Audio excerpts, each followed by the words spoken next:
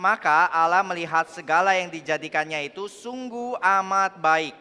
Jadilah petang dan jadilah pagi, itulah hari ke-6.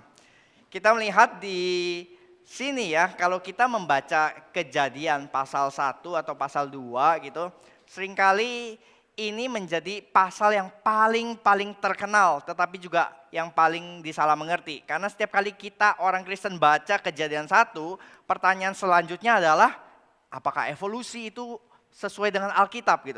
Jadi kita selalu orang Kristen zaman sekarang itu membaca Kejadian 1 itu dengan kerangka pikir dengan evolusi atau tidak, dipertentangkan dengan evolusi atau tidak. Tetapi Kejadian 1 dan Kejadian 2 itu bukan berbicara tentang how dari penciptaan, bagaimana metode penciptaan, tetapi kita akan lihat nanti kita tidak bisa membacanya dari kerangka pikir evolusi, tetapi kita melihatnya dari kerangka konteks pada zaman itu adalah pasal 1 dan 2 Kejadian ini berbicara tentang why, tentang alasan kenapa Tuhan menciptakan kita semua gitu. Kita ada di sini di dunia ini untuk apa? Kita menjadi manusia pada zaman ini itu untuk apa gitu. Jadi yang pertanyaan yang lebih tepat kita tanyakan di dalam Kejadian 1 itu adalah tentang why. Why God created us. Alasan mengapa Tuhan menciptakan kita, bukan tentang metode bagaimana Tuhan menciptakan kita gitu.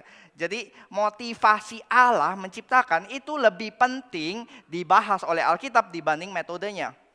Dan contohnya ya, why itu selalu lebih penting daripada how biasanya. Ini lagi ada jemaat minta saya untuk konseling tentang baptis anak gitu ya.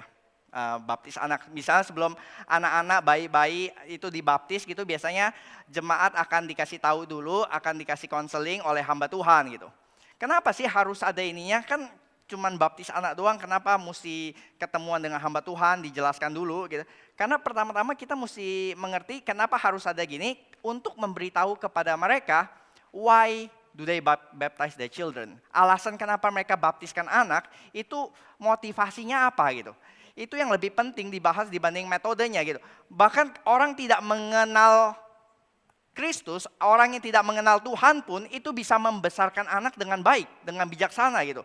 Contohnya ya, orang ateis, orang Buddha, orang tidak percaya Tuhan itu bisa membesarkan anak dengan baik gitu. Orang Kristen juga bisa mempunyai metode membesarkan anak juga dengan baik gitu. Tetapi di belakang metode itu ada motivasi yang totally different. Walaupun dua-dua anak ini bertumbuh dengan baik, dua-dua ini juga sukses gitu, tapi motivasinya sangat berbeda gitu. Yang satu mungkin melihat anak itu sebagai aset gitu. Ini seringkali ini ya, motivasi orang tua pengen punya anak itu apa sih? Supaya punya anak, supaya nanti kalau sudah besar, sudah tua, ada yang rawat waktu sudah tua gitu. Ada yang jagain saya kalau sudah tua. Itu motivasi anak sebagai aset gitu. Sedangkan orang Kristen tidak melihat anak sebagai aset gitu. Anak itu sebagai yang dipercayakan kepada Tuhan. Jadi aset dengan kepercayaan Tuhan tuh beda ya. Aset itu milik saya. Jadi sampai kapanpun, sudah menikah kapanpun, konteks Asia gitu ya, anak tetap anak gitu. Sedangkan Alkitab berkata setelah menikah mereka akan berpisah, akan living dan menjadi dipercayakan aset. Kalau sudah tidak ada gunanya itu bisa ya sebisa mungkin disingkirkan atau disisihkan atau dititipkan ke pembantu, ke suster. Tapi kalau dipercayakan itu walaupun anak itu punya kebutuhan khusus, punya Down syndrome, ini dipercayakan Tuhan, harus saya jaga baik-baik. Jadi metode bisa sama, tetapi motivasi bisa totally different.